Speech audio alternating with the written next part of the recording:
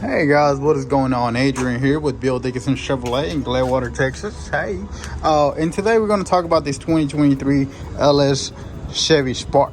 Now, a lot of times, we tend to go on roads that, might be a little bit stickier than others. Being a small car could probably get you in a bind.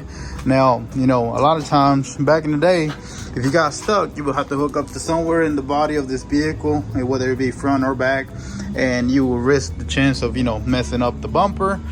With this here, Chevrolet came out with an option where, you basically take that off and you have a hole with a threaded hole. This here is in the back where your spare tires at. All your Chevy Sparks are going to have it, and all you did is basically just goes in here, you screw that in like so, and then once you're done, you have a way to pull that vehicle out of that sticky situation, or whether you're towing it in or not towing it in, but get it into a tow truck, you can tie down from there. So if you guys have any questions on a vehicle like this or anything else, let us know. Log into our website www.bdchevy.com. we're more than happy to assist y'all. Thank y'all.